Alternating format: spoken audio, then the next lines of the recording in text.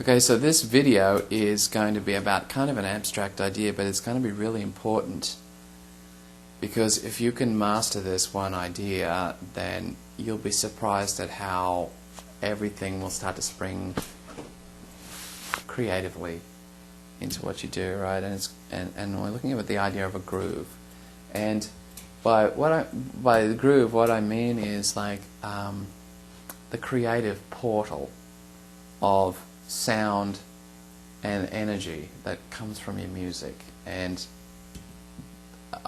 my personal experience, there's kind of a few different kinds of grooves. There's like the heavy music groove, which is kind of this mathematical kind of chugging, lurching, kind of fractal, harmonically building kind of groove. And it's not necessarily my strength, so maybe I shouldn't talk about that too much, other than that that's often ends up emanating out of precision. So if you're going to master that kind of a groove, then you really have to do a lot of practice at getting in real lockstep timing, nailing stops and starts, and nailing the rhythm section so that it's really tight and working together. I mean, any groove you're looking at has to have a really tight or well communicative system of rhythmic exchange. But that's kind of the heavy metal kind of mathematic groove. And another groove is going to be that kind of wide open rock groove, which is like a good example would be like grunge or the Who or something like that. That big wide sweeping groove where it hits on the beat and goes out. Like, so a lot of what you do is going to be ringing cadences. Down, down, down, and let it kind of soar. And that's where like your creative groove will come from. And the funny thing about like grooves is that they actually come in and out of vogue. Pete Townsend actually said once about his groove was that there was a period in time, actually kind of, I think it was in the early 80s or something, or maybe in the early 90s, I'm not really sure which, where the actual rock groove was out of fashion. And he realized they had to kind of stop playing for a while because that's all he could do well. Anyway, so we're looking at the idea of grooves. And one thing that you're going to want to develop into learning about is that what kind of groove you're actually looking for. Because you've got that big open, Seattle sound, clanging open chords are just like, damn, see me, feel me. And then you've got the funk groove, which is a good example of that would be the Chili Peppers, Red Hot Chili Peppers.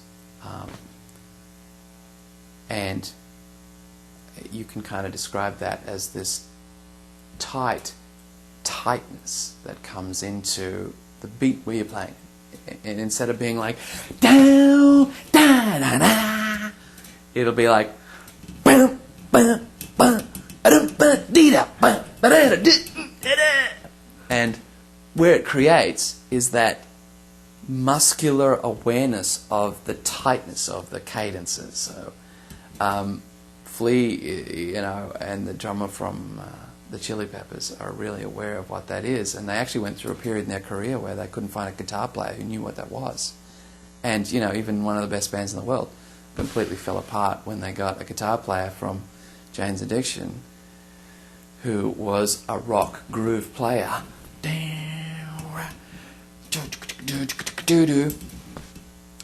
didn't know how to play the funk groove, right?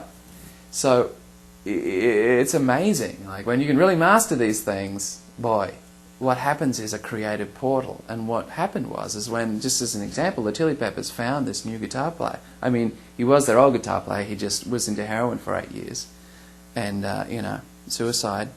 And then when he came back, a creative explosion, because they rediscovered their creative portal, which is that communicative groove. And if everyone is on the same page in the band, then songs actually come out of thin air, because that creative moment of communication is what freedom is. And at that point, and you'll have this epiphany various points in musical career where you'll just discover you feel like you can play anything, or you can write anything, or you could mimic anything, because everyone's communicating so effectively that the groove just starts to explode. So what are we looking at? We looked at the heavy metal groove, which is that kind of mathematic, staccato, stop and start, kind of chromatic, fractal groove, which you've got Metallica and all these kind of guys who play these epic kind of compositions, you know, in all sorts of polyrhythms and stops and starts and stuff like that. I mean, that starts to be like the creative idea that everything else spins upon, you know what I mean? And then you've got your rock groove, you've got your Seattle sound, you've got the Who, guys like that, big open rock groove, loping rhythms like so everyone is kind of waving on this kind of open wave, right? Then you've got your funk groove, which is do do do do da da da, you know. And then the last groove, this is just kind of my experience in the palette of grooves, is that improvised jam band kind of open groove, where it'll be kind of a lazy hippie beat, and everyone will be kind of playing in a really open fashion, and where it starts to focus creatively is where their instrumental improvisations start to come together and talk and communicate, and one instrumentalist or a vocalist or whatever will start to make a musical statement that the other one will build on, and they'll start to discuss and follow each other's portals out into the creative moment and actually start using the audience to create this music. Now, you know, that's going to be mastery, and let's face it, that happens rarely, if ever, and you'd be lucky to ever achieve that kind of experience, you know. But when you do, you know it. So that's kind of your instrumental, improvisational, kind of wavy, hippie, kind of noodly jam kind of groovy thing, right? So in this video, this is what you're going to think about as you start to develop your rehearsal and think about who's playing and what's playing with you and stuff like that. You've got your four grooves. You've got your funk groove, you've got your heavy music kind of groove, you've got your rock open groove, and your noodly hippie kind of groove. And just kind of think about what it is that you do together well. Because if you can identify that, you'll be ahead 1,000% of most of the guys attempting to do something like this. Because if you're all on the same page, you can start to work on it together, and you'll get really good instantly if you're all actually communicating. But if one guy is trying to play the funk groove, and one guy's playing an open improvised groove, what happens is you won't really be communicating, because you're all in a different realm of groove. And we talked a little bit about this earlier, about are you a rhythmic player or are you a melodic player, right? So all these things, boy, if you can set it up so that you're all communicating and know what you do well, what you're talented at, and what everyone else is doing well, then your experience will literally have this huge, gigantic shift all of a sudden. And you know, just as a quick historical context, the Beatles were playing in Hamburg, and they were playing like in these dingy clubs all night for 2 years. And that was one of the reasons why they got good and became good, because they were just pounding the stuff out together as a group so much that they just would communicate, you know, telepathically by the end of that point. But when their huge change happened was when they got a new drummer, Ringo Starr, and the way he grooved was completely in sympathy with the rest of the band. And up until that point, they were another good R&B cover band. And as soon as they added Ringo Starr, everything exploded, and people can actually remember that moment. And you wouldn't think, like, you know, some mop-top floppy happy dude who can't really play that well, add him to these guys, and all of a sudden you've got some gigantic quantum shift in ability to express the creative moment. But that's really how powerful it is, you know. And same with the Chili Peppers, you know. They weren't a band without their good guitar player who knew the funk groove, you know. So just kind of ponder on these kinds of ideas. I mean, obviously you're going to play with who you are, who you're going to play with, and you're going to do best with what you got.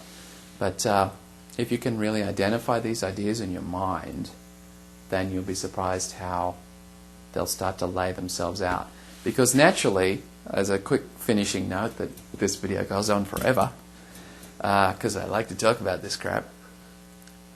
Actually, what'll happen was if you're playing together, what starts to happen is you'll develop a sound or a feel or a groove that's actually uniquely part of all the people involved in the group anyway. It should happen naturally, you know. If you're you know, I know this sounds like kind of crazy, but if you're actually forgiving of what the people can give and including everyone's give in and not fighting against each other, then it should happen naturally, you know. So, I don't know. It's a big idea. Ponder it.